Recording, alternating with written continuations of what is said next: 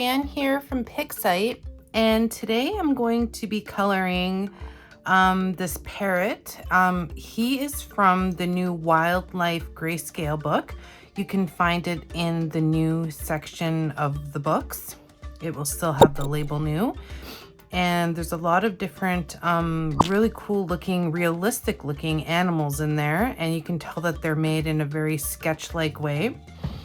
So I did color the wolf from this collection for the cover, and I did fur, and it's been a request from a few of you to show kind of how to get that texture for fur or how to get texture for feathers for animals to make a realistic looking animal. So I'm going to be coloring feathers today. Some of the techniques will be able to translate over to fur, and some of them might be a little bit different, but I'm going to touch base at least on the feather part today. I'm going to do the background. I'm going to color start to finish. So I was thinking about showing how to do a neat little background for animals if you want to do foliage or something in the background. So I was going to touch base on that to start. And then we will move on to the feathers and the bird and all that. I'm gonna try not to spend too much time on the background, but I do want to make it look a little bit cool. I'm gonna use watercolor, and I made a palette down here. I think I might have talked about making your own palettes before. All you do is you go into your palette button, and it'll prompt you to create a new palette there. So that's exactly what I did. I created a new palette and I called it Parrot. I've made quite a few new palettes recently, and I've been trying to stick with what I make for tutorials. Usually I wander off and I go to the pigment palettes. I still might for a few colors because I haven't tested out what I've made here, and it might not be the right shade of what I'm looking for, but I shouldn't need anything else but a true black, I think. And one more thing, I'm going to be coloring this parrot. If you look up parrots in the image search on Google, you'll see a lot of different colors come up for parrots. Primarily red is the color that we all know, with like turquoise yellow type feathers or blue feathers. I'm going to be doing the turquoise orangey green one. So he has a green head, yellow orangey belly, and then blue feathers coming out the back. So, and a black beak, of course. So that is the bird colors that I have chosen for today, hence what I've made. Okay, so enough jibber jabber, let's get going. So I need my watercolor because I'm going to be starting with my background first, and then that way I don't have to worry about coloring into my lines after I've done, because the more intricate detail is going to be the parrot itself. And I have my other iPad open next to me here because I wanted some ideas, and it helps to have a reference image if you haven't colored something before and you need something to kind of just look at to get your creative juices flowing. Don't be afraid to have a reference image nearby. It really does help. I use them all the time, and it just kind of refocuses what you're doing as well. If you're kind of getting lost or off track and you're like, ooh, you know, it just refocuses all that. So I'm actually using the background from one of these images that I see. And these are real parrots, but what happens is when you're shooting with a camera lens and you have a background, what happens when you're focused on the image in front of you? So your focal point would be this. Your background blurs out. So that's what we're going to be doing today. I'm going to show you, if I can stop pressing the check mark, how to create a blurred background. Yeah, I do that sometimes. I hit the check mark when I'm coloring too close to the top. So that is what I am kind of imitating here from the picture in front of me.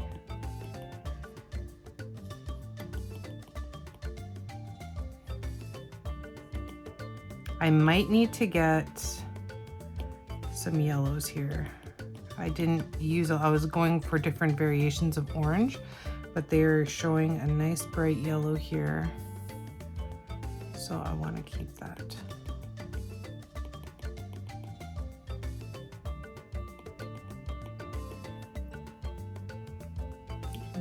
go back to Parrot Life or Parrot. So there's deeper spots in the forest, which would create a more of a shadowy area. So then I bring up my color to kind of deepen it in that one spot.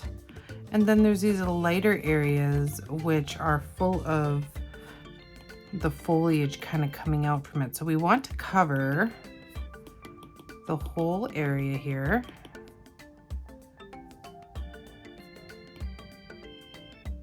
Actually, you know, I'm going to go to my recently used colors for now because I need these yellows.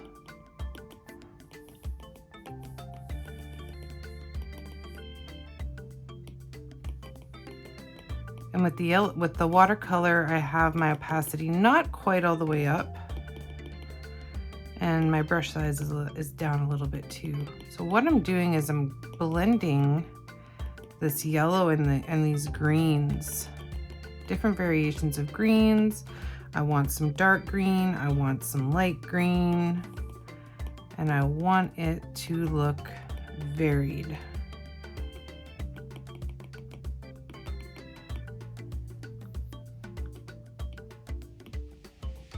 And we're gonna do pretty much the whole background like that. You're gonna wanna play with your brush size and your opacity as you go. I haven't really touched my opacity. I find where it is working. So I'm just kind of leaving it. But I might need to do some adjustments, we'll see. So I'm just layering this yellow and this green back and forth, making brighter spots with the yellow. I really want some yellow parts to stand out. And then I'll probably go darker towards the base. But this isn't the final. We're just getting our colors down. There is something that I will be doing once these colors are in place here.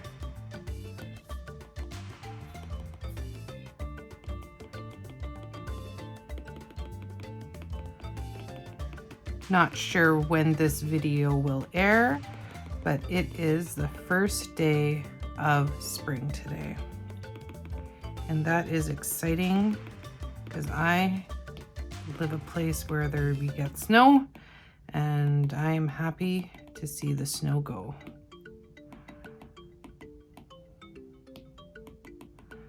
So I'm just using bright yellow in some areas and then dark green kind of in the middle, and then layering it with light green, layering it with like a mossy green.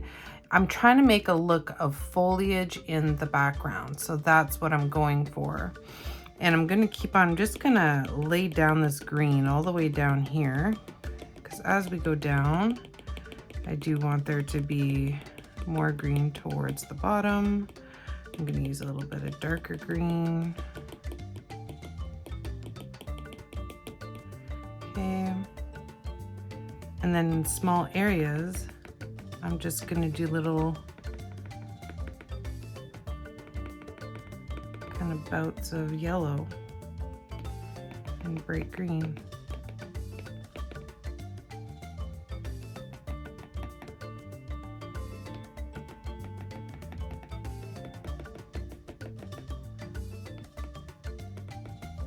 So you're probably thinking, that doesn't look like foliage. And it's not meant to be close up, right? It's meant to be blurred in the background to give that illusion of foliage. And we're not done with it yet. So just give me some time working these colors around, and I'll show you how to get that look.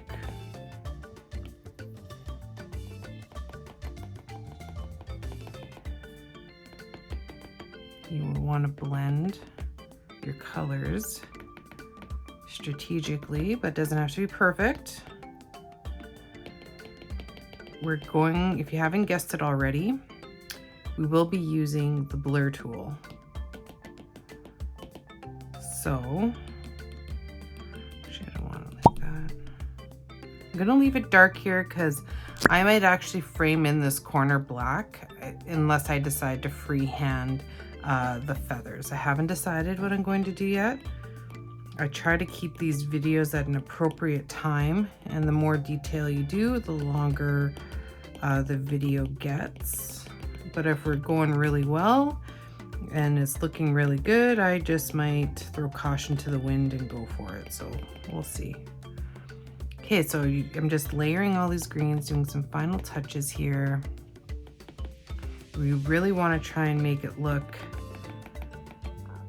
densely like there's stuff going on back there, right? There's trees back there, there's flowers back there. I mean, if you really wanted to get into it, you could even add pink and stuff like that, but I'm not going to. I'm just going to keep it with the yellow and the green. I like the reference picture I have in front of me. I think the background looks good. And this is a real picture that I'm using as a reference picture, by the way. It's not a cartoon or something that someone drew. It's an actual real reference picture of the animal. And this is somewhat of what the background looks like from it being out of focus and the focus being on the birds themselves. So something like that is what I'm looking at over here, but there is another step to be done, as I've been saying. So I'm just trying to kind of get it exactly how I want it. I really like these mossy, this would be actually a really good forest flower meadow palette here.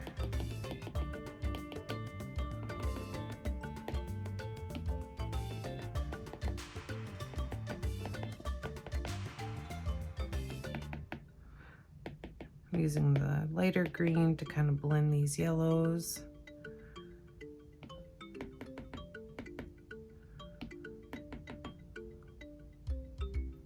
Okay, let me see here. There's no real perfect way to do it. It doesn't look perfect in the picture, but I just want to make sure that when I go, I can always add more layers too, of course, if I don't like the way it blended.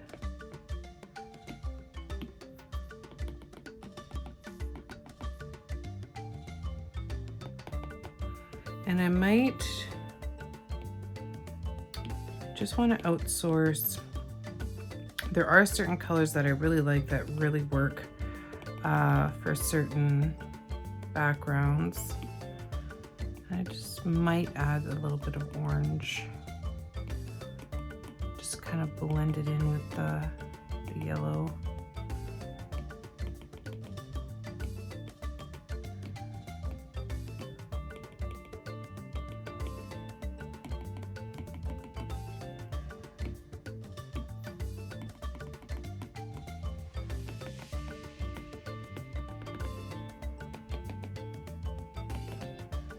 So the one thing I'm doing a bit differently than my reference photo is I'm using orange. And I just thought that the orange would look nice. So this was an afterthought. I wasn't going to. I was just going to do, like I was just saying, I was just going to do the green and the yellow, but I felt like it was missing something when I was looking back at it. So my mind does tend to change if I don't like what I'm seeing, or I think something could be better.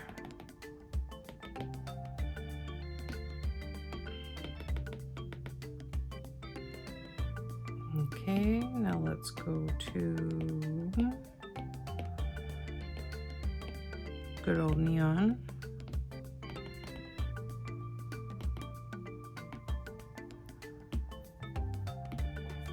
Now this is where I'm going to bring my brush size down.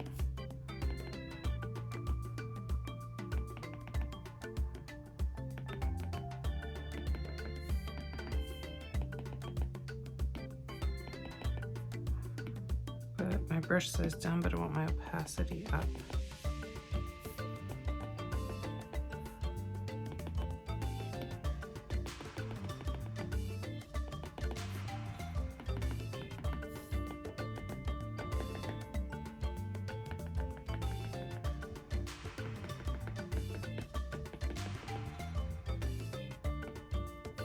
Seems like it's taking a long time, but for how nice the background looks, it really isn't that long. It's actually a lot of fun. It's kind of like finger painting and layering. So I'm layering with the brush being smaller now. And what this is going to do when I blur it, it's going to make them look almost like flowers in the background, because you're going to see smaller dots on top of the bigger ones that I made. So that is what I'm doing. I'm just kind of layering the little bit of yellow detail here.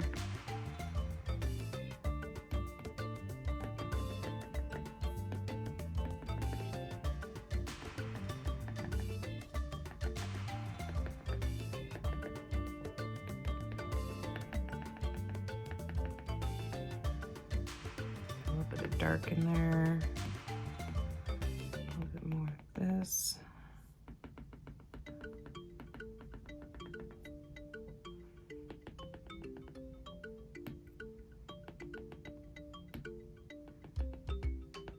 And don't be shy to layer these colors. Don't be shy to get a little bit even white, or like the light yellow kind of color in there like I'm using. It's actually light yellow on the lightest, well, more like a cream, I guess you could say.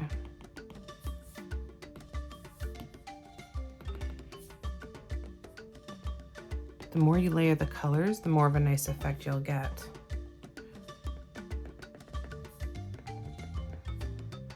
Remember to do it on different brush sizes. You start out big and then work your way down a little bit smaller. You want to get like a painterly look to it.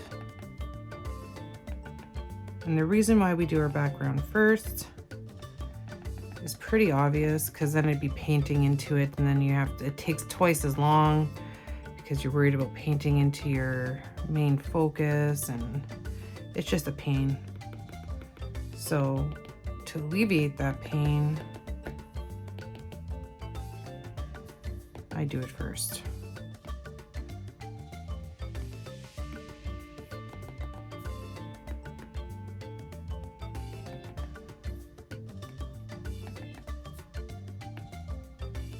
Okay, I think that looks pretty good.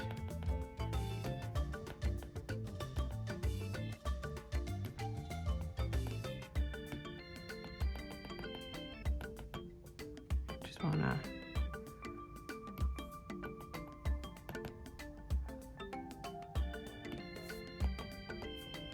okay, so this is where the fun comes in. I love doing, this is like I don't know, it's so satisfying just watching it all kind of, well, you'll see. Okay, so now we're gonna go to our blur tool. So it's gonna make a blurry foliage type looking background for this parrot. I'm gonna test it and see my brush size. I think I wanna bring my blur amount down just a little bit, but we'll see, I still might adjust it.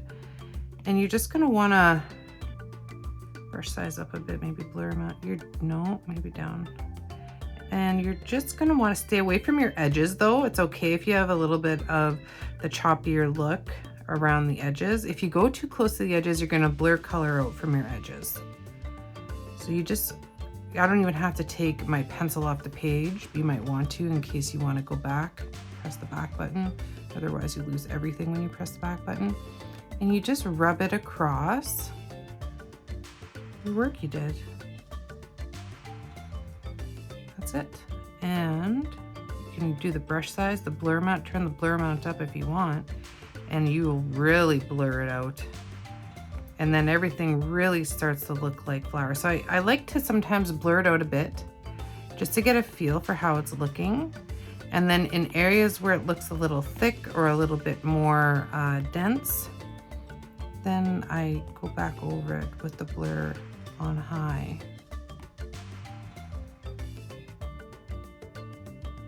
And it blurs it in and it makes everything look like flowers around this parrot, you know? It looks so good. I love doing it. I'm just gonna try and get close to the edge a little bit over here. But remember, if you go too close to the edge with your brush size too big, you're gonna pull color. And you can always see if you're pulling color. See, I pulled color here. It's pretty, you can fix it really easy after too. So I'm just gonna go ahead and go right to the edge because I have to fix those other edges now. And I want it pulled more over here. Okay, now to fix the edges, I'm going to go to Airbrush. I'm going to go to my recently used colors. And I'm just going to close it in a little bit around the edges down here. And color match. And just close it in.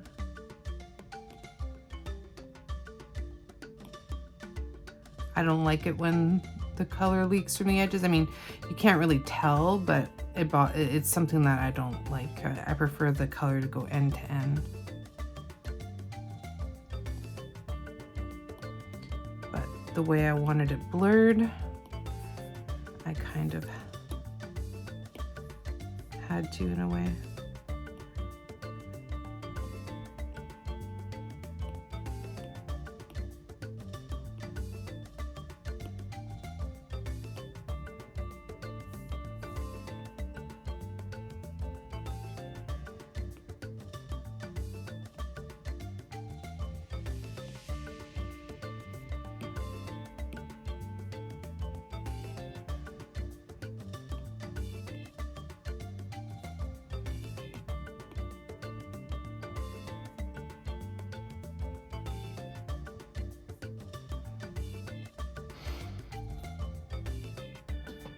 Okay, so let's see if I fixed it pretty well. Pretty well, except for the top here. I just go to that because I can't really tell because the background is white here. So if you hit the check mark to publish your picture or to save it or whatever, then you can see your border and see if you need to fix it. Okay. So I think that's good. Look at all these beautiful greens. That would make such an amazing palette. Okay.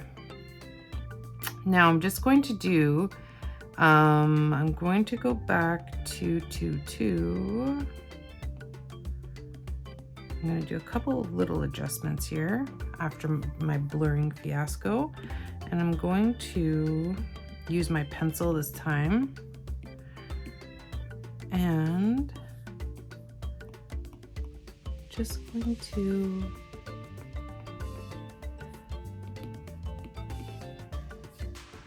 want to add a little bit more detail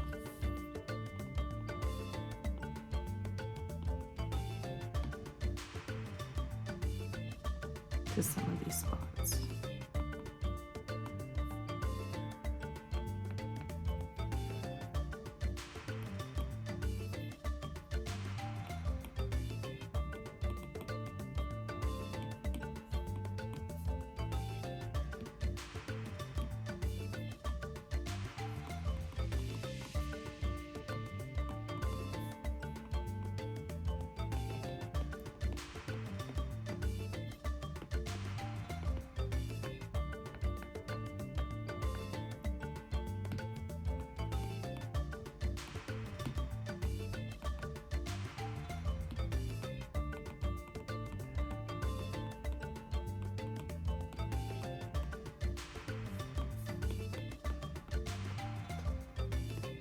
I'm just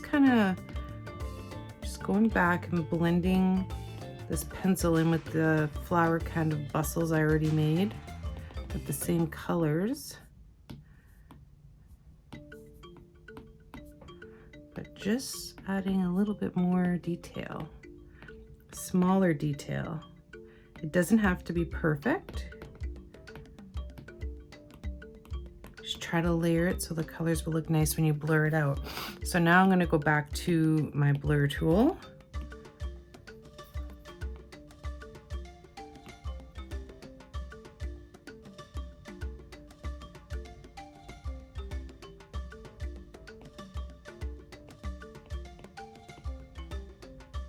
Staying away from the edges as much as possible this time. And then you just kind of can see how it looks like foliage in behind the bird. I did a little bit more detail than my reference picture. I will say that. I definitely did more. And I might just do a little tiny bit more, just because I want a little bit more of a light reflection in a couple areas. So I'll just use a little bit more of that lighter yellow. Just about done with this here.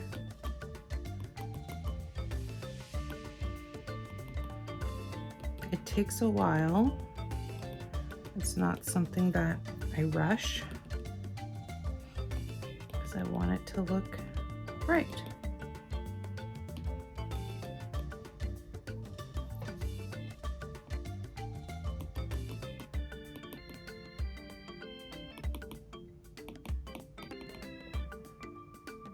And I'll go back to blur. And just blur this light color. So I kind of went over those colors I made with the little detail, and yeah.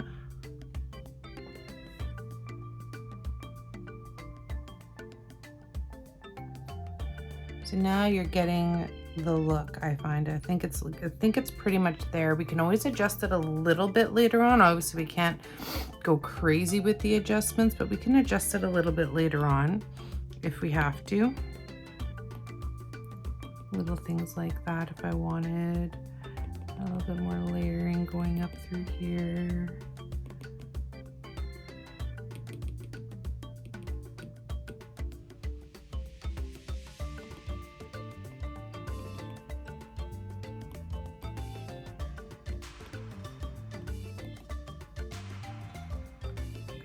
Darker areas. And blur it in. Because there are darker areas to forest, right? When it's in the background, lighter areas, darker areas. Okay, I'm gonna leave it for now before I'm gonna get stuck in a cycle of this there. Just keep on going back, because you can add layers upon layers upon layers, and you can keep on blurring, and you can keep on getting different effects with the smaller of the pattern that you use. Like I used a little pattern with the pencil to get some little smaller pieces in there, more like foliage looking stuff. And you can do the same thing with the watercolor. Go up in size in your brush size, go up in size in your opacity, and you can really make variations of patterns and then blur them together, and you get like this really cool effect. So you can honestly go on forever and ever and ever, and sometimes I do, but I'm gonna halt my OCD for a second here, and let's get started on the parrot. So I have my my reference photo in front of me. I'm going to go back to my palette that I made specifically for the parrot, and I used like this green on its forehead is very different. I tried to come up with the green that looks similar. Let's see. So I'm gonna lie down the preliminary colors a little bit darker, because I'm gonna go in and I'm gonna add feathering details. So right now, the stage that I'm doing, I call it color blocking, where I lay down my base color for whatever I'm coloring. And I do this no matter what I'm coloring in. And then I go and I add my details on top. Okay, stop with the eraser already. So, and then I go and add my details on top, and you'll see what I mean as I proceed here. But for now, just getting my colors down the way that I want them is what I'm doing. This obviously has to be freehand colored, as this is a grayscale or sketched image, so there aren't closed lines. I preferably like coloring this style of art, but I do like a break, and it is nice for relaxation purposes to color the already filled in stuff as well. So there's a blend that comes here, and this blue, I was having such a difficult time with this blue. I think what I'm going to do, think that's probably close. I need the darker end. I'm using the darker end of the spectrum of colors that I'm going to be layering. So you want to put your darkest color down first, because you're going to be layering on top with lighter colors, and you want to see the darker colors underneath when you're doing that. So that's what I'm doing, putting my darker color underneath. Now this blue is really beautiful. It's just hard to know. Okay, I think I'm just gonna put it dark everywhere. The back side of this bird is pretty much blue. So I'm gonna do, it's looking very dark right now, but it's not gonna look like that when it's done. I'm going to be doing it in layers like we just discussed. So I'm just getting my colors in there.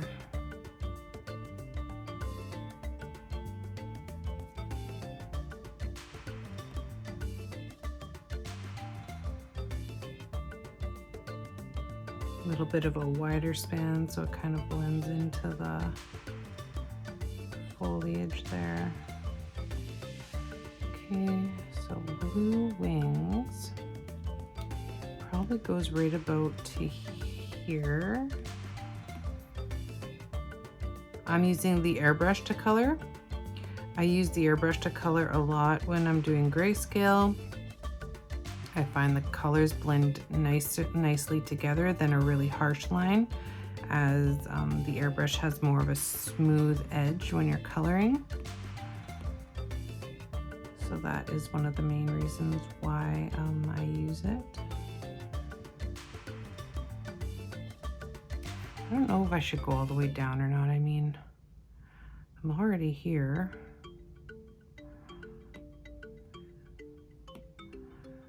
Maybe I'll just go all the way down. So I'm gonna freehand part of this parrot in the picture here. So I'm just gonna cover the color that's gonna be going there.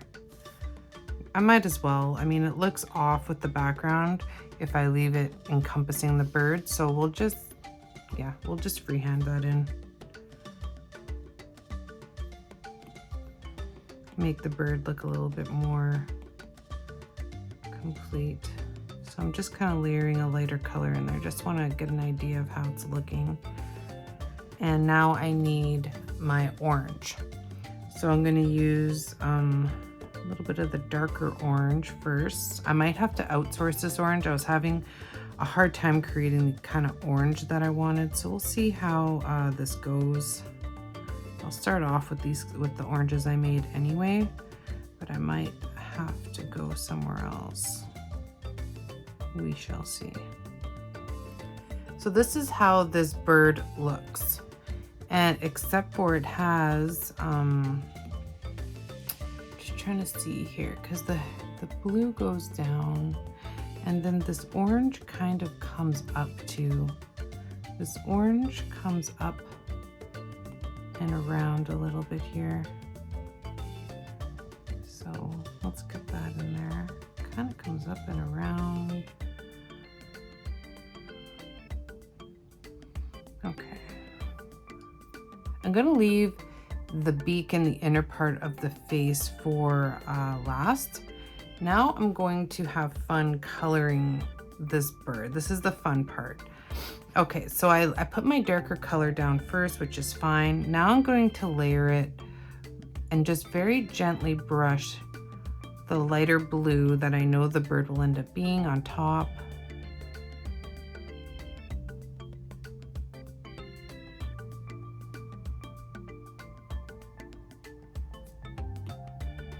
I'm very, very gently brushing this. I'm gonna wanna put a little bit of a darker color here around where the wing goes down. And then this orange, I'm gonna wanna blend that in a little bit more here.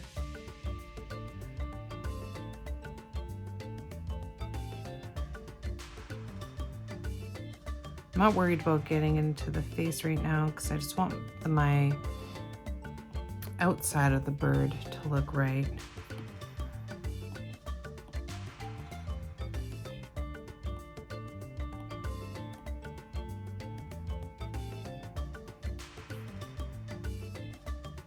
This is where the bright colors are going to come in. So I'm using the airbrush just to lightly kind of push these colors around and get them in there.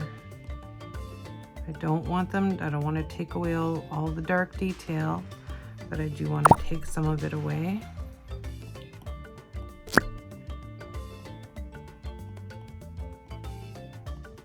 I'm just trying to create a little bit of a base here, and then use this darker blue. They have like really like bright blue feathers at the end.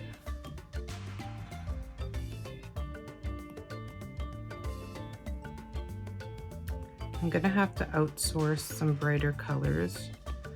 And if you're guessing I'm going to the neon palette, you're absolutely right, because I need some bright colors.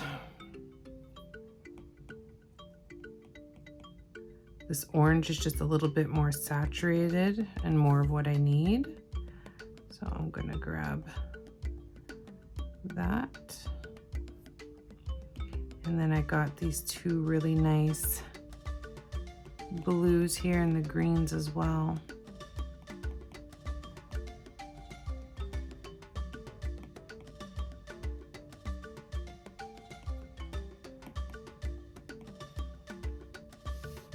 Now, if you want to get a little bit more texture to this bird, there's a couple of things that you can do. Number one, shading.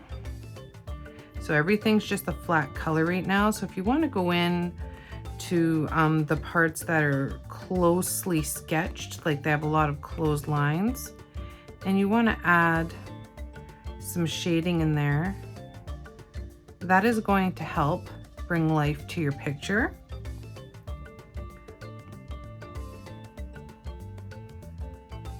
So that's what I'm doing right now, is I'm going in and I'm shading in some of the darker areas.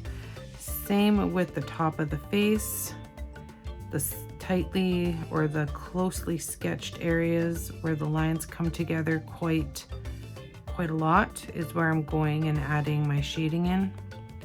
It's very important to use those shading cues when you're coloring, because if you ignore them, you just end up with a very flat looking, especially in grayscale, because that's when you get those cues, you end up with a very flat looking picture. We don't want a flat looking picture, we want a dimensional looking parrot right now. So I'm just creating my own shading around where I think the wing should be based on the picture, because I'm freehanding that part in. So I'm going to shade a little bit outward from the wing to blend it in. And then I can also just blend it a little bit with the lighter color. You just want to get that wing in there. There's a lot of steps to go still. Like this, I'm not sure how long this video is going to take. It should be okay. I think it's coming along good already. So we'll see. So I might stick with the neon palettes for a little bit here, or the neon palette for a little bit, but I think I'll go back to my Parrot palette when I'm doing my final details. And if you go outside the lines, just color match closest to where you went outside, and you can just rub it away easily. Okay, so you see how the shading has already brought the parrot to life. So the way I see it is, this parrot, this is white. This will be the beak right here, black. I'm gonna add some shine to it though. And then this is black and white too. So it's almost like striped black, and then white. So this is gonna be fun to do. I'm gonna save it for last. The eyes are white. So I will not be coloring the eyes. I might even use a little bit of yellow in the belly. So I'm going to just start adding a little bit of detail by doing some stroke lines. So I'm using yellow right now, just to add yellow and orange. I'm going to use just to add some further detail. I'm going to go out of the lines a little bit because I want the feathers to seem like they come out. And I'm going to keep on doing this to get bright looking belly. This is what takes long. This is the part that takes long, but it might not take as long as I'm thinking. So I don't think, because there's not a whole lot of shading in different colors really.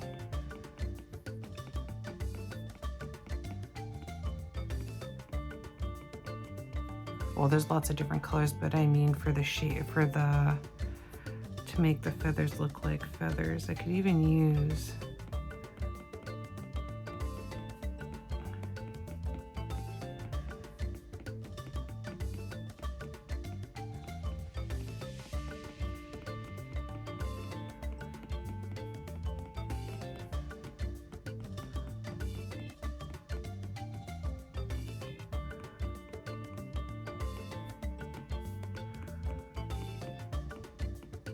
and it's very similar. This is how I do fur too, is I do strokes, and it kind of blends it together, makes it stand out and makes it look realistic, because let's face it, fur is not just a one flat undimensional color. It has many dimensions, and by adding these details makes it look real.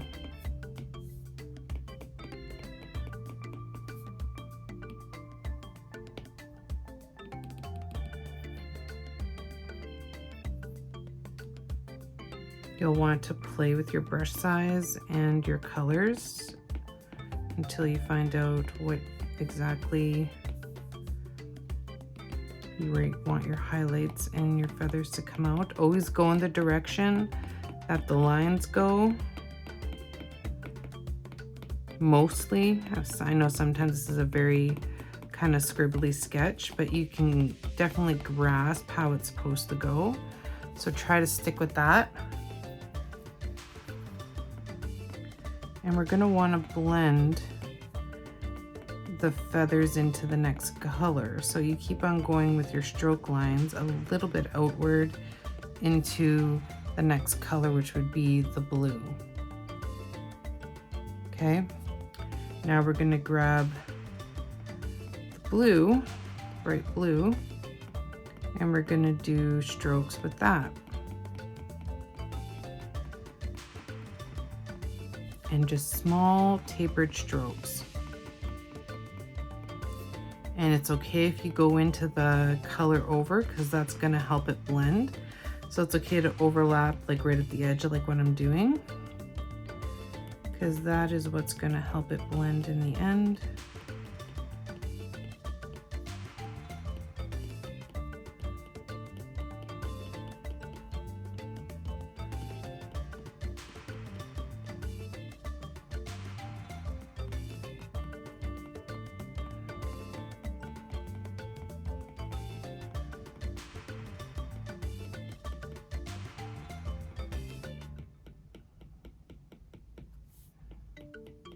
So I'm just keeping on with the lines.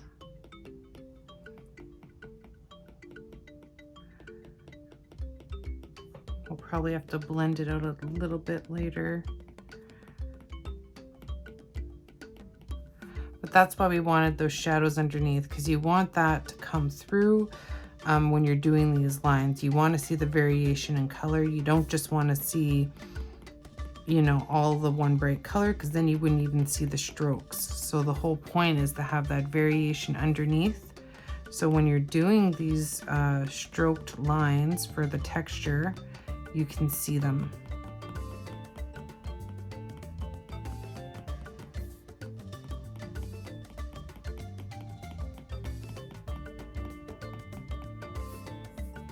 Don't be afraid to press a little bit harder on the wings. Feathers typically are bigger on the wings as they are from being closer to the body.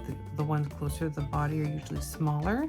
If you look at it or study any bird pictures, or if you have a bird at home, most of the time that's the idea.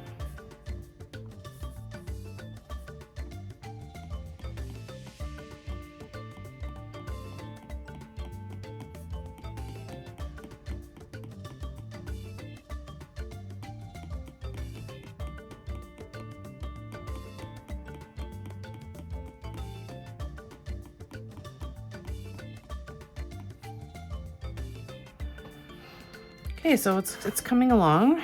I still have quite a bit of work to do. I'm just gonna check my code. We're going on 45 minutes here. Just seeing whether or not I might have to take a break or not. Take a drink break and stretch break. I'm not sure. I might be able to wrap it up. I don't want to rush it though.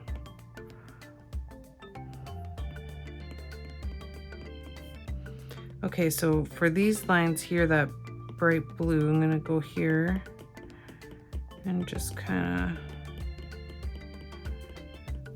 of those feathers working,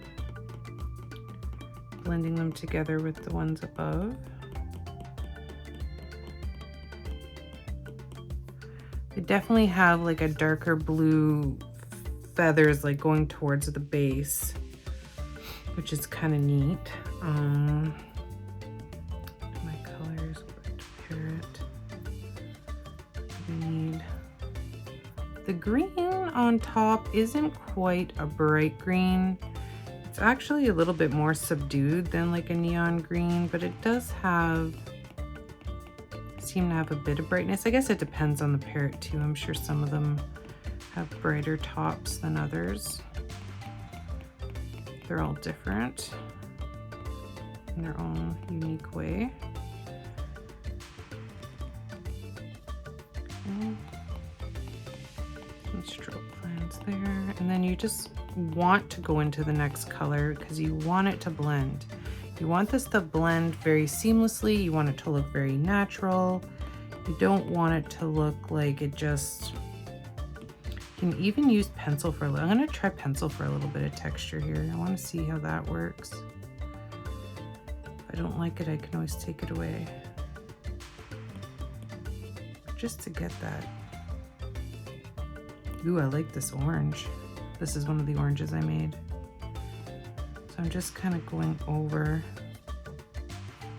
Oh, that is like more of the orange too. That's great. So you can use the pencil for strokes too. Has more of a textured line to it, which is nice. So you can have the other stroke underneath and then have this kind of blending those strokes together a little bit. That tapered stroke.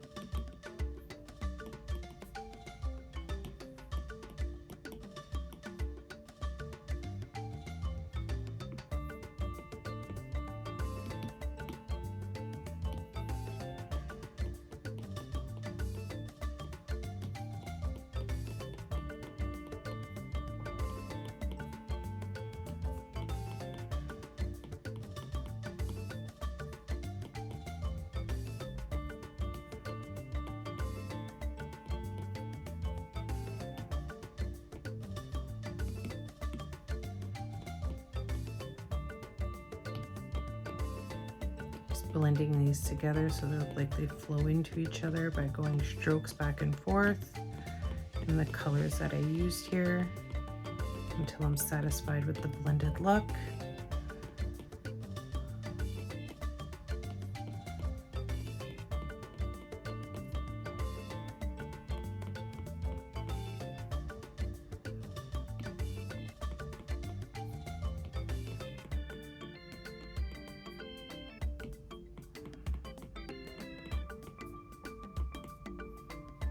Okay, that looks pretty good. That orange is really great.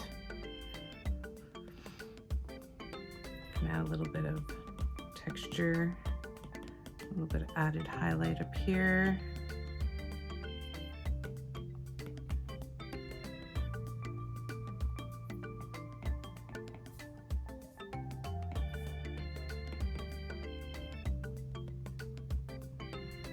This blue is a bit off, I will admit. It's not quite the blue that I'm seeing from them. But you know what? It doesn't have to be perfect. It's pretty close. And I can still fix it if I find the right blue. It's just such a, like, I'm gonna look through my blues here. It's such like almost this kind of blue.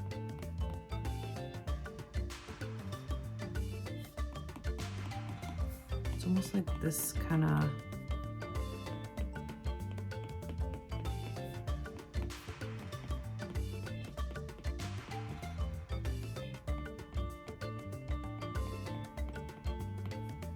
almost that kind of blue.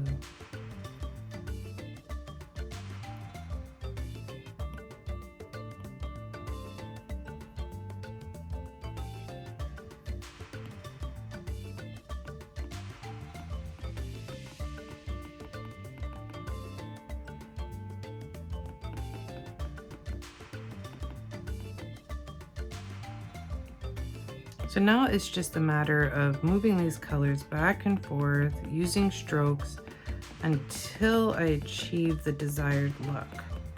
So this can take a while. Sometimes it comes right away.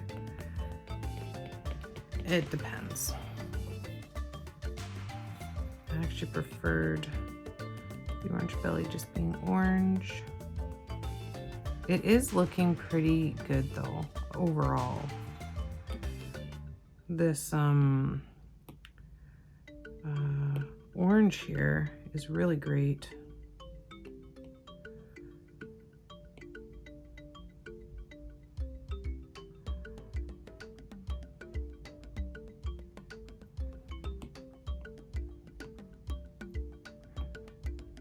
And you want to have texture in your feathers, so that's the whole reason why I'm going back and forth, adding, you got to add some shading to some of these darker points too.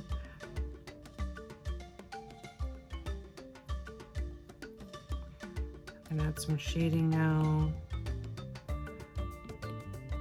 I added some, but I keep on adding it until it looks right.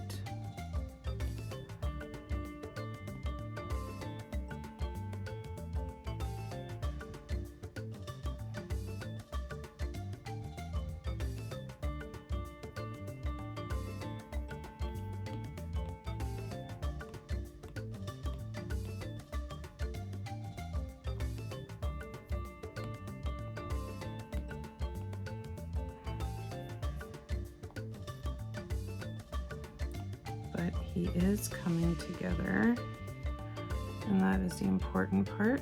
I'm liking how he's coming together. So as you can see, I'm shading around some darker points, kind of just getting it in there. You could even attempt using a blur for some of this if you wanted to.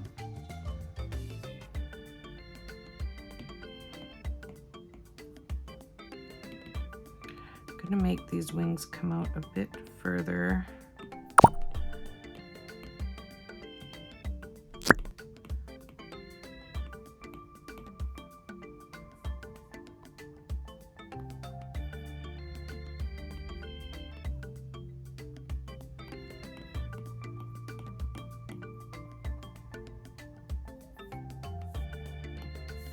This is all being free-handed here.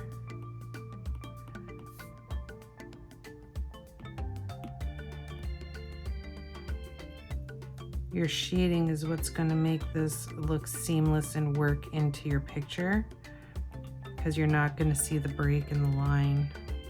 So just make sure that you spend a little bit of time on the shading here.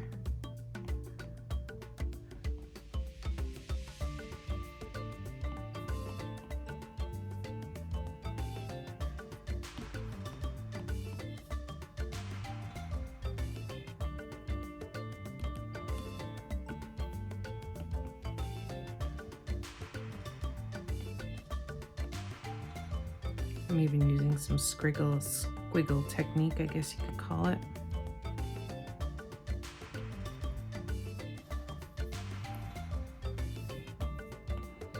Just to get it a little bit closer, a little bit more defined as feathers instead of just straight lines, because feathers are more choppy. So I'm using a little bit of a squiggle line effect to blend and to accentuate the feathers.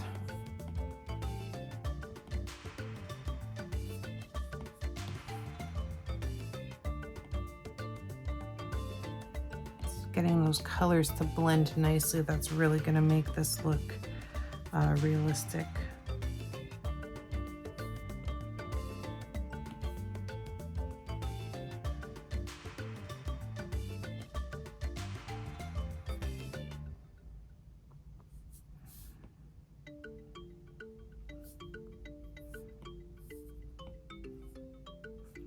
The dark shading underneath.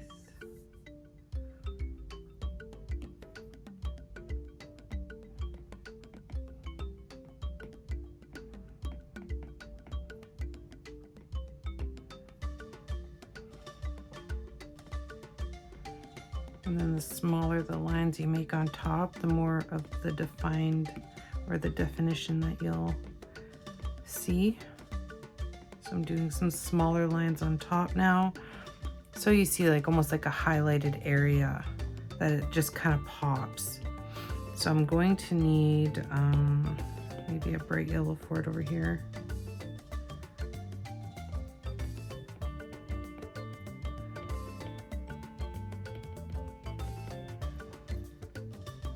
And just a spot where that definition can really pop, right? Brings your eye in, a little bit of a focal point. And you can blur some of it out later, and you can keep some of it later. You don't have to do everything all at once. Just get your detail down, get your colors blended nicely, and then you can go and make adjustments.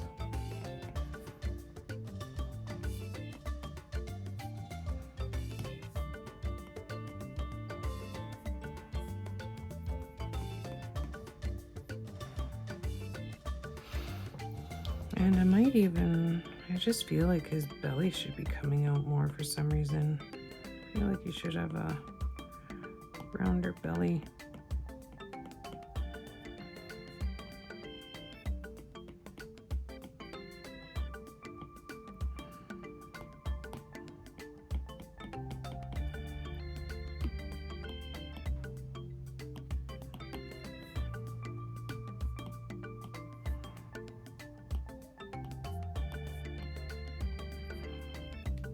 Okay. And I think he's looking pretty good. A little bit more highlight up here. Squiggly line moves. It's kind of fitting doing the squiggly line stuff for shading and texture, or just basically texture, I guess, because it's a very almost squiggly line picture, right?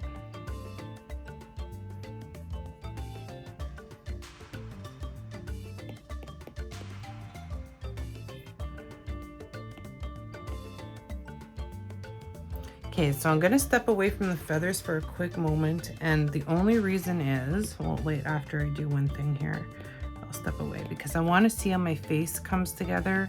And then when I see my face come together, then I'll know what kind of adjustments I wanna make on the feathers, if I wanna make any, which I probably will.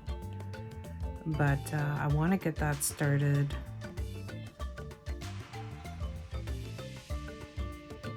Going to do a little bit of adjustment shading here really quickly, using my airbrush, kind of define a little bit.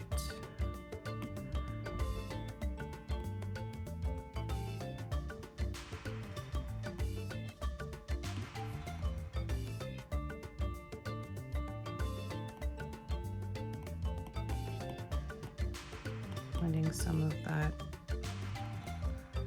scribble work a little bit.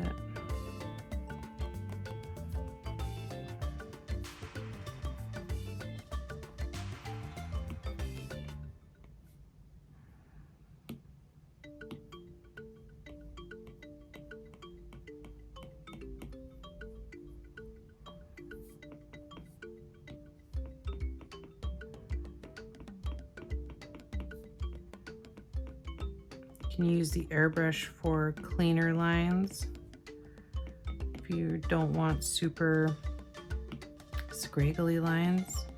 I usually use both. Find both add a nice texture. So don't be afraid to definitely try both.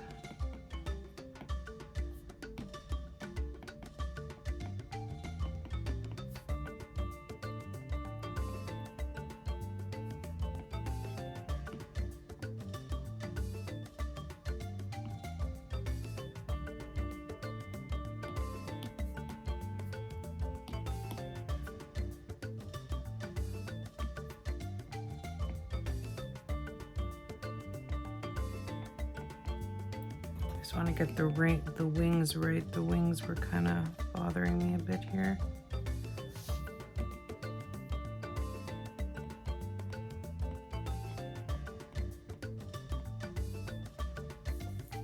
Okay.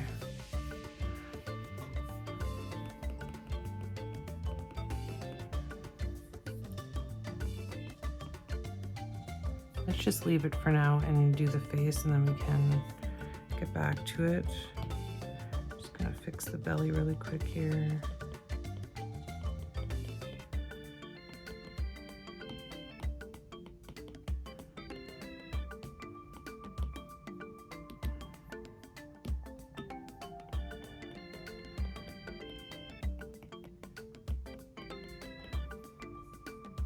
Okay.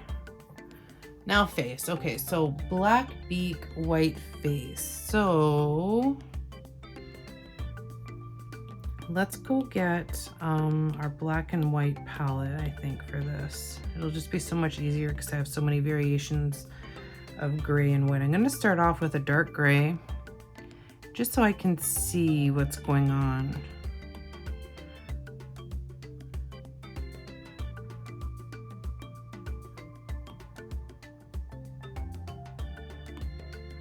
So the white does kind of go around to the, this is another reason why I looked up a reference photo, because the beaks, I always find them tricky.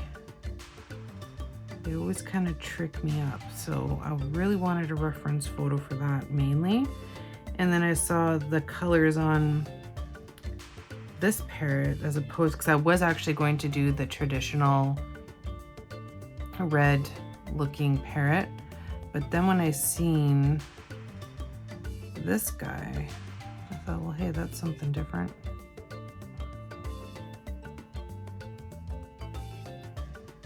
So that's why we're coloring in these colors.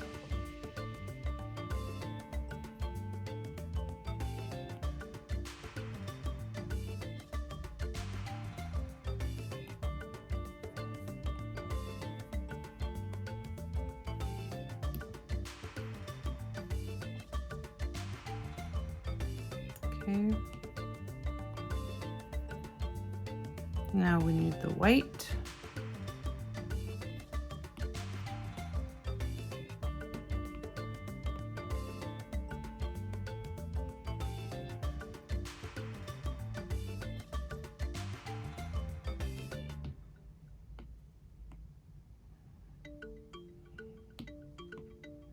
And I'm just using a real white. Could use the off-white, I suppose, just to make it look a little bit dimensional. Just gonna whiten everything out around the edges here so I can see where I want to put my black. So I'm just going around and cleaning up all the areas where I went into the white, or what was supposed to be the white, just so I get an idea of what I'm doing.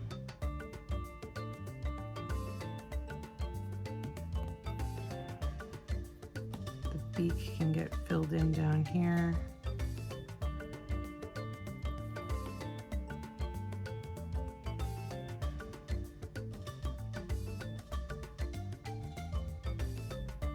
It might look black on screen, but I'm actually using a dark gray because I want to see where my lines are, because I'm going to be adding some definition.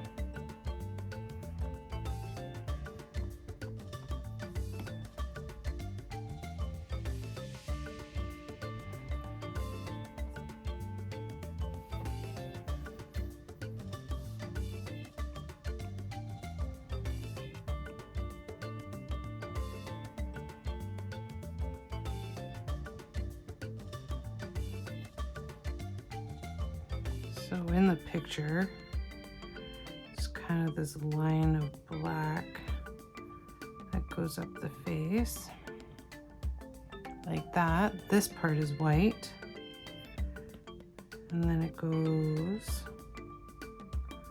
kind of black, white, black, white.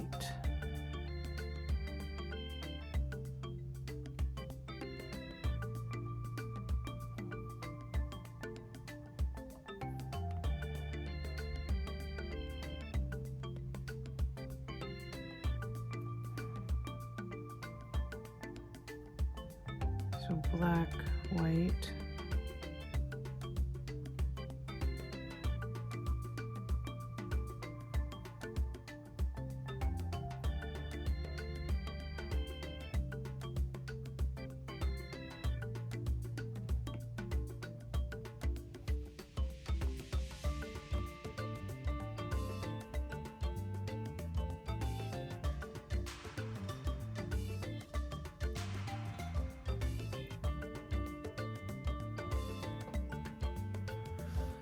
And then around the eye is white, so maybe I'll just do another black right here. Just around the eye is white from the picture I'm looking at. Let me just do a black here.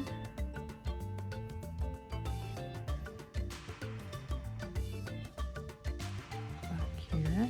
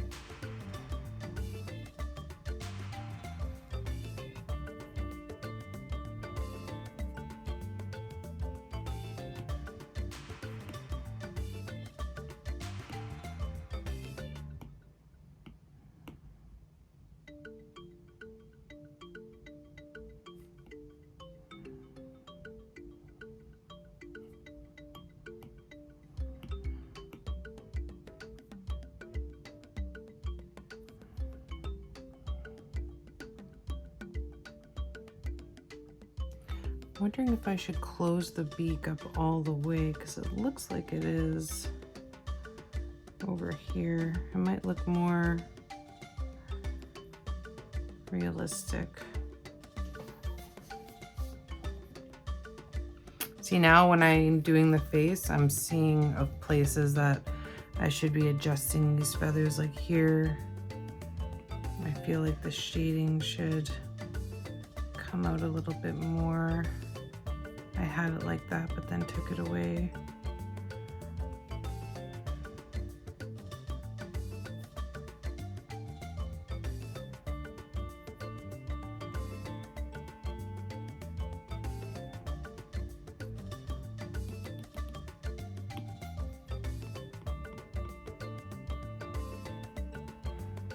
And everything else is white. I mean, it does actually kind of look a little bit funny, but that is how it looks on the screen. So I'm gonna add some shine to the beak.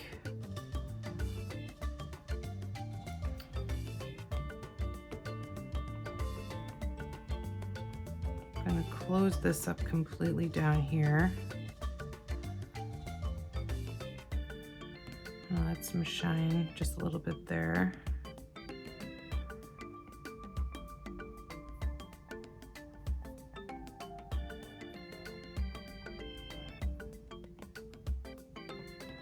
Thinking maybe I should bring the beak all the way up.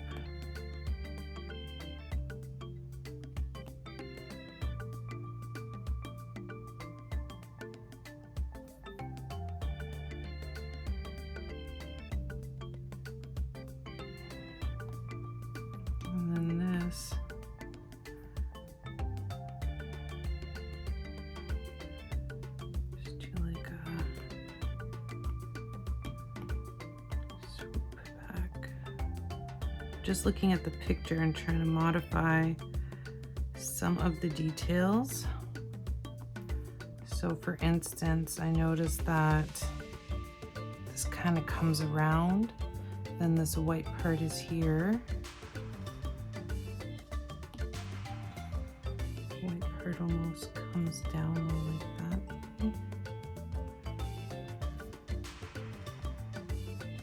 Yeah, something like that. And a little bit of shine here.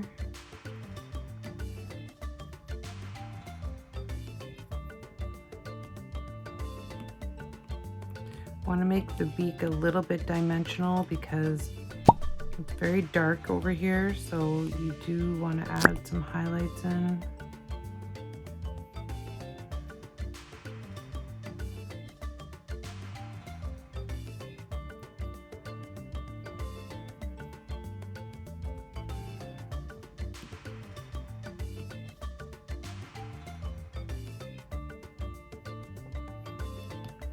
Could adjust around the eye a little bit, so if you want to make it look a little bit more realistic, shade in around the eye.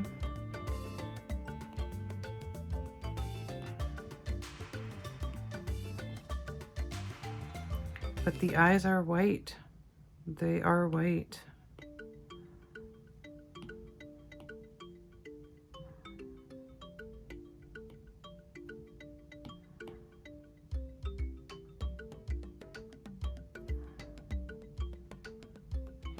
To get a little bit more definition there. And I'm just looking at the beaks. Right here, there should be a little bit of shine. Not completely white, but a little bit of shine. I don't think I would have even guessed this beak without the picture. I'm telling you right now, this beak is not what I would have thought it would be. But this is exactly what it's showing on the picture. So I'm just following along with what I see there. Has a white face, a white eye. Though the eyes do look a little bit more circular, more like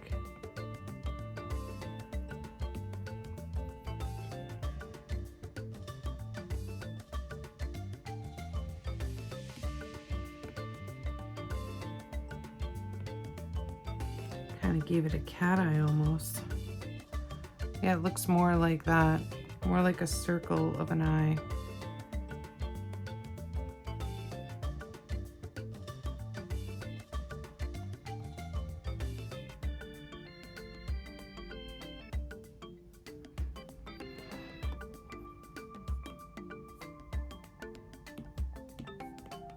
Just gonna trim it up a bit. I think it's a little bit thick. It's not really thick, it's actually quite the opposite.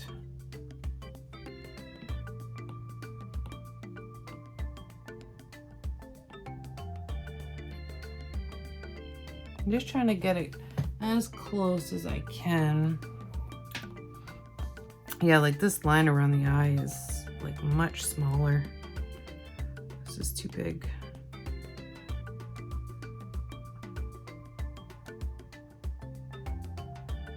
More like something like that.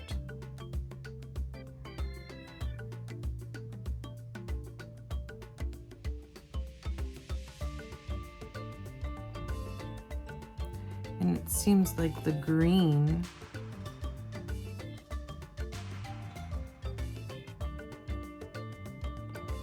goes more around the eye than the orange does.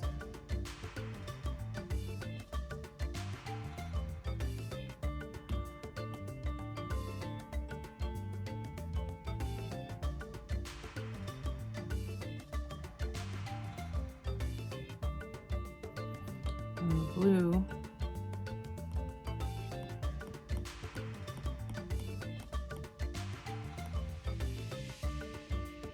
the eye is helping me see the picture more prospectively. Maybe I should have colored the eyes first. And I'll just add some detail here. So yeah, when you're doing like stuff that you're not sure about, I can't say it enough, Google, it helps, and have the picture open next to you, or reference it every so often if you get stuck, or it really helps. It helps you visualize the work. It helps you know what you need to do, you know? If you try to do it by memory, I mean, there are some people out there that have sensational memories, I'm sure, that can, but for most of us, we do need I need a reference picture. I know I do, certain times anyways, especially with something that I haven't colored a lot. I mean, I might have seen parrots a million times in my life, but have I seen it up close that many times? Have I tried to paint one or color one before? No.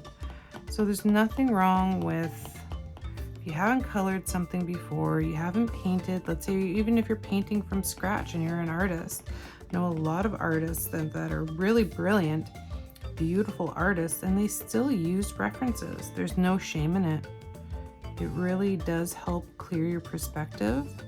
And if you think about like these people back in the day that used to paint landscapes, they went out with their easel and their paintbrushes and they painted from what they saw. So there's no shame in it. It's all part of the process, in my opinion. I'm just blending these feathers out now.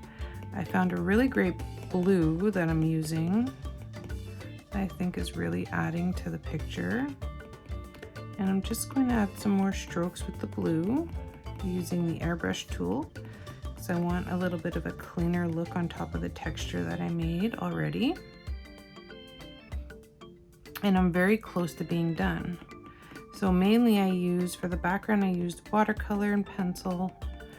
For the bird, I used airbrush, pencil, and I think that's all I used for the bird, airbrush and pencil. I'm just adding some finer, neater details. Just want to make it a little bit neater. Bring down my opacity a little bit. And play with your opacities and your brush sizes when you're doing stuff like this, because just mixing those together alone, never mind other colors, makes a huge difference on a picture. So yeah, like play with that as well. I just played around with my opacity because I found my opacity was a little bit harsh for these fine details I was trying to make. So I brought it down and I like the way it's working. So be experimental, try different brush sizes. I can't do anything without different brush sizes. I do everything by changing it up and trying different things. So you will probably have the same success doing those very same things. This wing, I've just been trying to get this wing right. Once I have that wing right, I think I'll be confident to say that this is pretty much done. I think it might need some darker lines back here.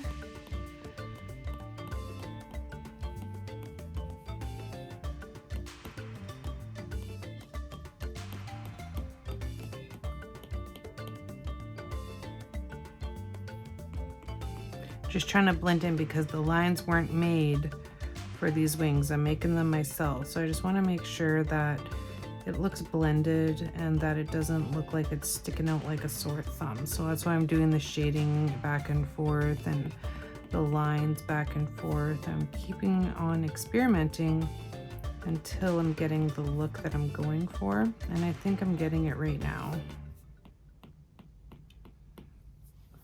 just by adding those darker strokes.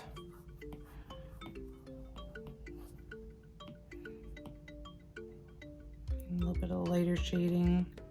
It's a delicate balance, finding the sweet spot for your shades sometimes, finding that sweet spot to where it just blends perfectly.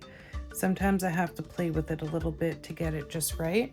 There's nothing wrong with that. That's what I do. And then by the time I get it to where I want it to go, I'm usually pretty happy with it. So yeah, until then I blend and blend and blend.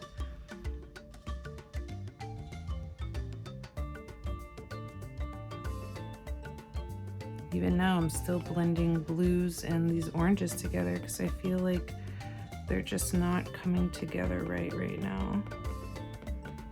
So I'm blending still until I feel like I have it where it's going and looking natural.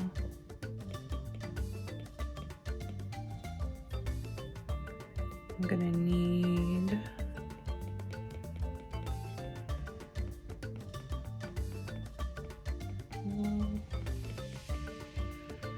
gonna need another orange, but this one.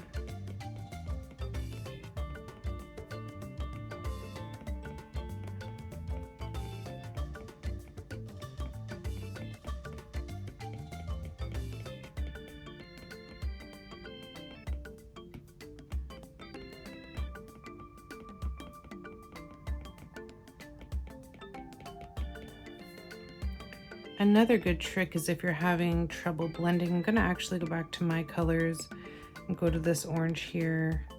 And I really like that bright orange. So I'm just going to just lay it down a little bit over, maybe just blend that. I just feel like the soft lines are looking better for these feathers right now. For the yellow anyway.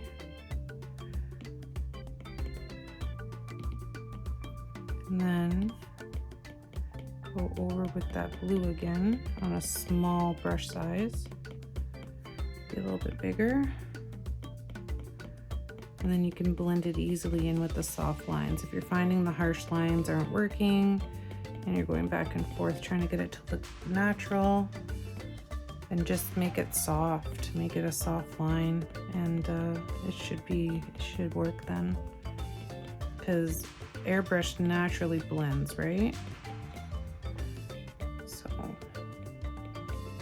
I was gonna make it a little bit more choppy looking, but I'm finding it looks a lot nicer, smooth and clean. So we're gonna keep that smooth and clean look for these feathers today. They do have some texture because we put that texture in there. But overall, for especially the orange, I'm finding that it looks a lot nicer, smooth. So I'm going over my texture and blending lightly because I don't want to lose all the work that we did with texture. I just want to smooth it out nicely so that it blends very well and looks very nice and bright and pretty.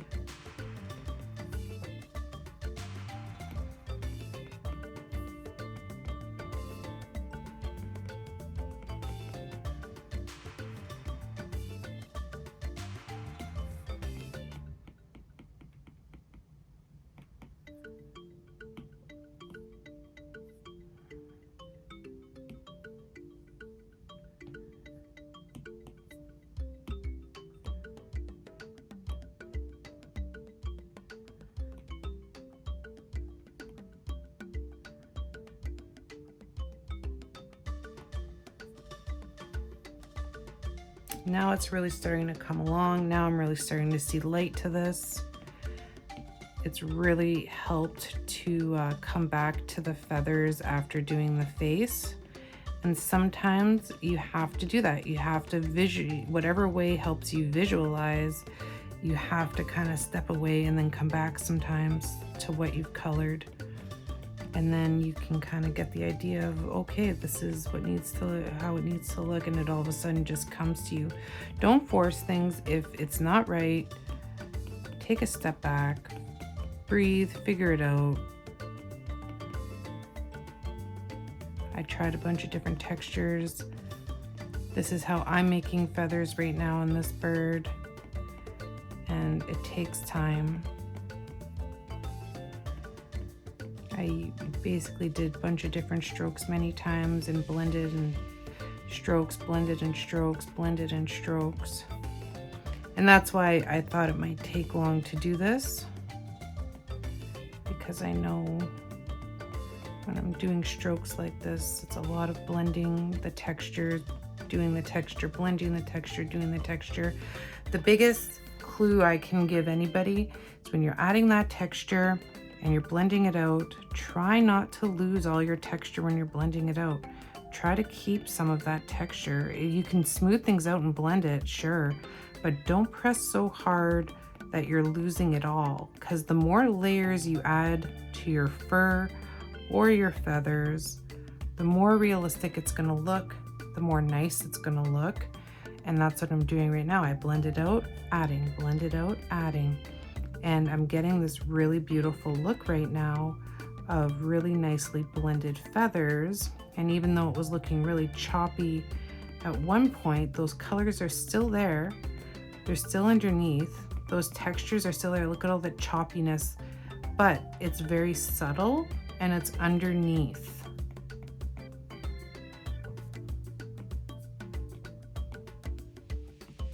I'm just going to shade this area darker. This area a little bit darker. Now I'm just doing my final shading round, where I'm going in and shading over top of all the colors that I added. So now it's fresh and you can really see the definition of my shading. I'm going around the eye.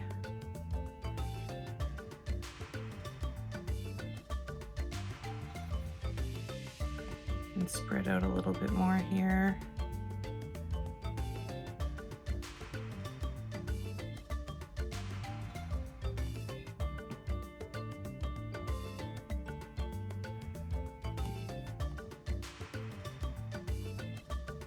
Okay, and then I'm gonna finally go to my palettes. I'm gonna go to my black and white. I'm gonna bring up my opacity,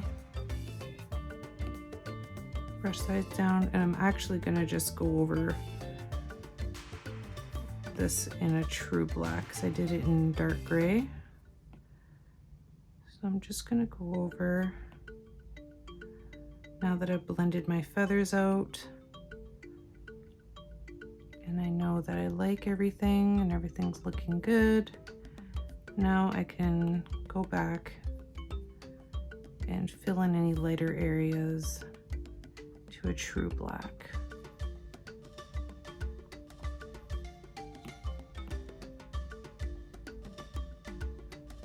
I might leave some of the light gray.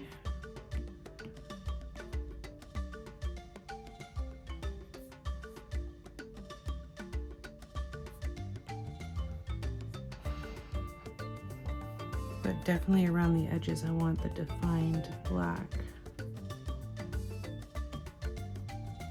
And the defined white as well.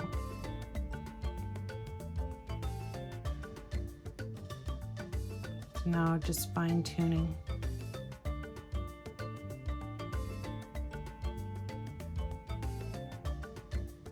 And I'm gonna take out my blur. I'm gonna turn down my blur amount and brush size. Maybe my brush size is a little bit bigger, blur amount down. And I'm just going to blur a couple areas lightly though. I don't want it, I don't want it completely blurred out like the back. I just want some of the edges blurred a little bit. And it's keeping the texture, you see, because I have my blur down low. So it's just mixing those colors, all those different blues I used and everything. You can turn it up a little bit more.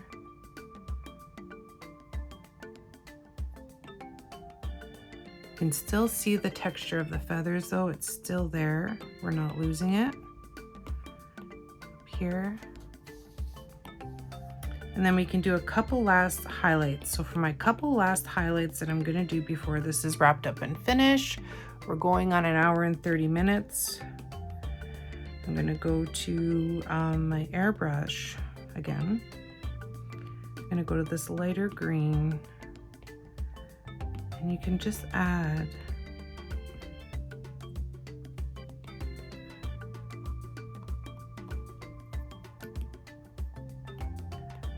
you're going in the direction of the hair though, or it's going to look odd. Just add those extra highlights.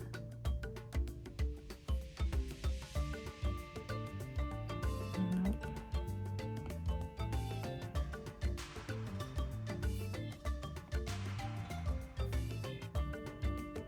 You don't want to overdo it. Keep on trying until you get a nice balance of it. So a little bit of highlight on the wing, and then here.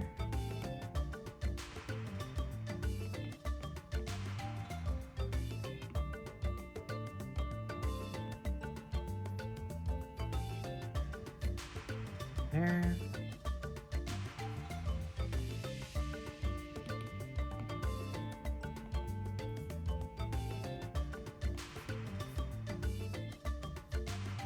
This is where I add my couple last details after I've blurred the feathers, and then these ones will stick out more than anything, and it's those highlighting feathers and fur that you will see. Everything is kind of blurred and blended underneath, and then all of a sudden you get these strong highlighted areas that really stand out.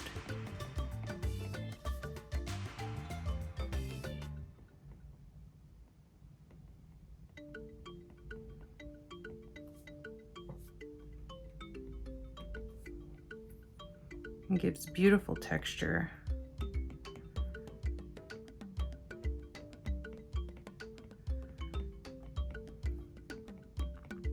This is the very last step of highlights. After all your texture and hard work is blended and looking nice, and you don't want to overdo it. You just want that fur to stand out in places.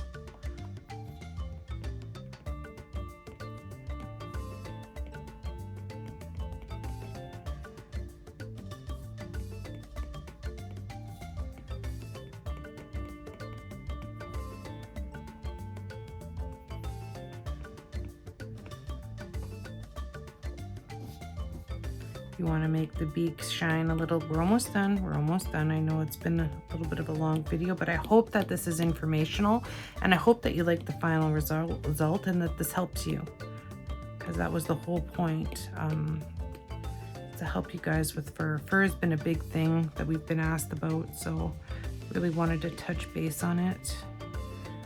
I remember hearing it a couple of times now, so finally we're getting to it. I'm gonna try and do actual animal as well. So I'll do fur, this feathers, part 1, and then I'll try to do fur and maybe like a turtle or something for texture of seashells. So the laser is really great for that final strong highlight on the beak. Final, if you want to do a final strong highlight on the wing, just be careful, don't overdo it.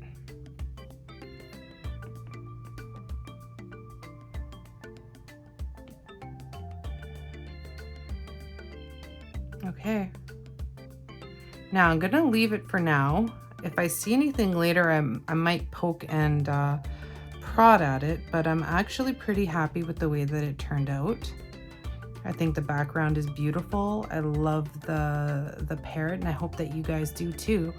I did quite a few steps for these feathers. To be honest, probably could have did it a bit quicker, but I wasn't sure on how much texture I wanted for my feathers. And I think what we found out here is it's nice to have texture when you're making feathers, but you don't want it to be too much or it just ends up looking sloppy. I think that this looks clean, it's visually interesting, and I really hope that you guys enjoyed this video. We'll see you again next time with some fur. Thanks guys, take care and have a great day.